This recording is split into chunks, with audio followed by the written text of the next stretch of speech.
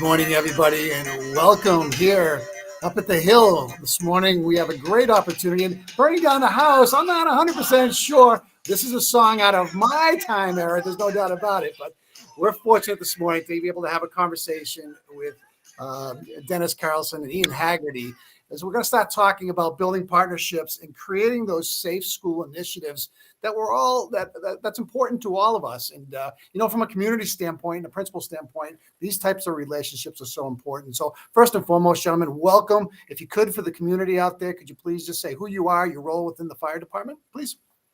Certainly. Thanks for having us, Principal Packard. I'm Dennis Carlson with the Charlton Fire Department. I'm the captain of the Community Risk Reduction Division here. What that is we oversee the inspectional services, investigations, community outreach, advocacy, and some public education. And under that umbrella, we have Ian Haggerty here. Morning, everyone. Awesome. Ian Haggerty, Charlton Fire Department. Currently a firefighter assigned to the line, going on calls, but I'm also the safe educator coordinator for the department. So something that's in the schools, delivering messages to students from the elementary school up to Bay Path, as well as talking with senior citizens in town about how to be safe at home and really just anywhere in the community, making sure we're doing safe things in line with fire prevention and different stuff like that. Well, first and foremost, I want to thank you both for what you do. Your jobs are vitally important to not only to sustain a community that needs that type of support, but also I look at it from a learning lens and our ability to be able to connect with you guys and have you as part of our learning platform. Because again, kids are always looking for opportunities to become better and to learn about their trajectory and what it's all about. And when we have these types of partnerships, it's awesome. So let's take a look at this for a second. And Dennis, you and I have got a relationship for quite a while now between the schools that I've served at, and it's always great to have any of the municipal side of the town inside with the schools, because the growth is all about coming together and really helping individuals see what's out there and to be able to create a roadmap. So let's talk a little bit about that relationship and the resources that we might be looking at this year. So where do you see this going, Dennis?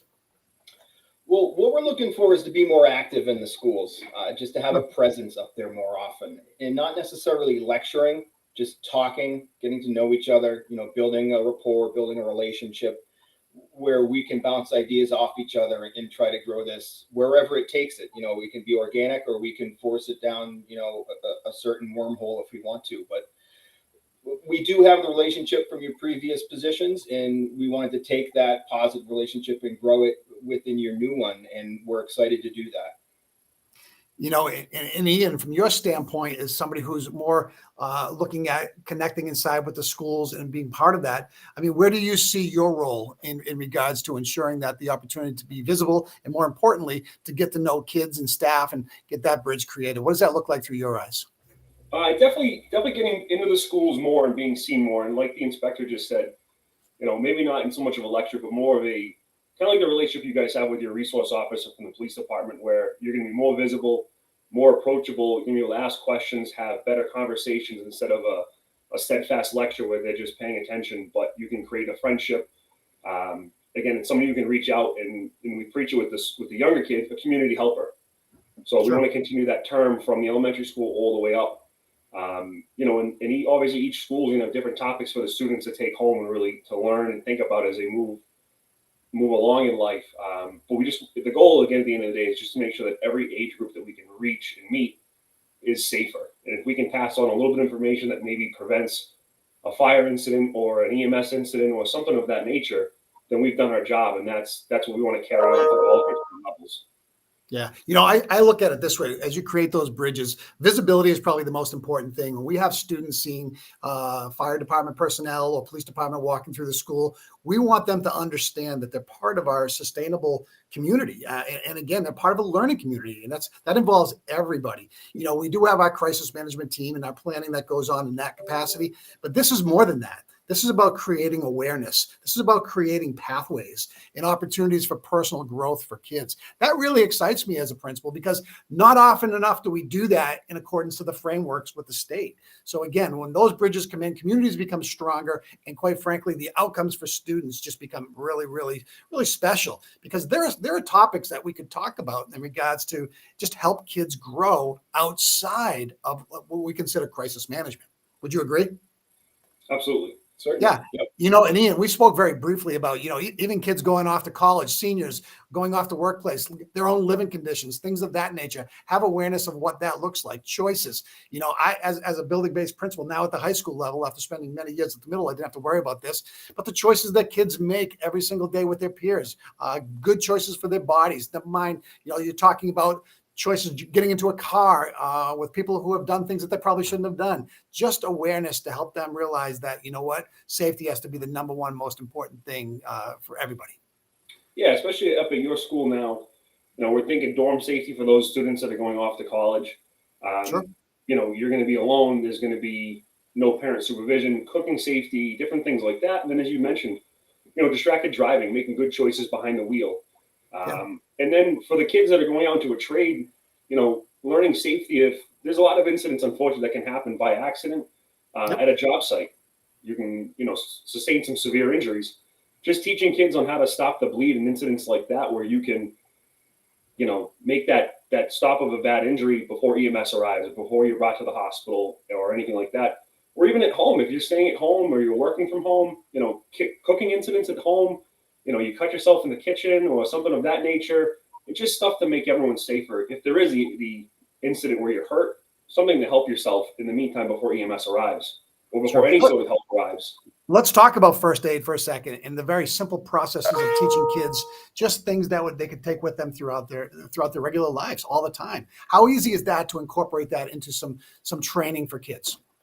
Very easy. Whether it's in a large group or a smaller setting, but just some very basic first aid isn't anything crazy, but it could make a difference to somebody. Sure. And again, it doesn't necessarily have to be you. Could be somebody else that you see. You see a car accident. You've seen somebody that's fallen in a store, fallen in a parking lot, so on and so forth. Somebody walking by your house trips and falls, whatever. You don't have to do something, but if you can, it is nice to be able to do something to make the incident better. Yeah, we call that filling your personal toolbox. And when you have Absolutely. those tools, you become we call them a difference maker out in society. So again, if we can build that bridge and present those type of opportunities for our kids and our staff, they're working with kids all the time. So any way that we can help build that capacity for them, it's a definite win-win. Well, guys, I'll tell you, I get excited about this because we don't spend enough time making these connections and building these bridges, because you guys are a resource that is right at our fingertips.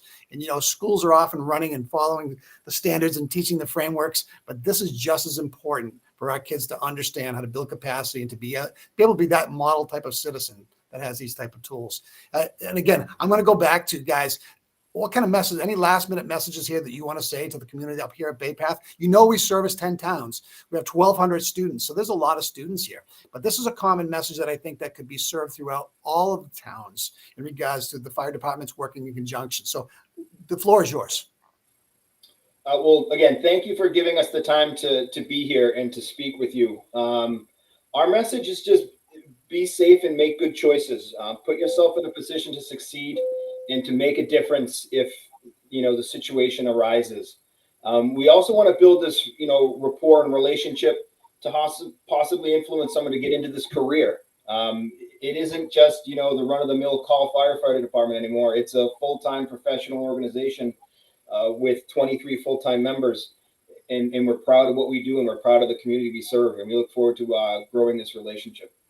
Well, appreciate that, Dennis. And I know how professional you are and how you take your job to the highest level of integrity to ensure that everybody's learning from every interaction that we have, not only from fire drills, but just to be there as a resource for us. And Ian, I know you're new to this, at least from my perspective here. I can't wait to get to know you more and see what kind of tools you can bring to the table to not only help our staff, but also our students and our community. So I feel safe. I feel safe knowing you guys are on call. There's no doubt about that. Hey, and final word is that the fact is this: our doors are always open. Just send me a text message. You want to come up and walk through. As much as the doors are closed, we want you guys in our building because we want you being part of the fabric of what we have here at our school. Okay? Awesome. Thank you so much. Appreciate that. And the same here. Anytime you guys want to stop down here, you're more than welcome. Outstanding. Hey, we're going to end it right here. Remember this song right here that we started with? Burning Down the House. What, is it working? Of course, it's not working for me. That's that technology stuff. Give me 1 second. I know I can make that work. And here it comes. There it is, right there. Dennis Carlson, Ian Haggerty, thank you so much for joining me this morning. I'm going to put this out on our community bulletin. You guys are rock stars. Keep doing what you do because you do make a difference. Thank Hope you. guys Have a great weekend.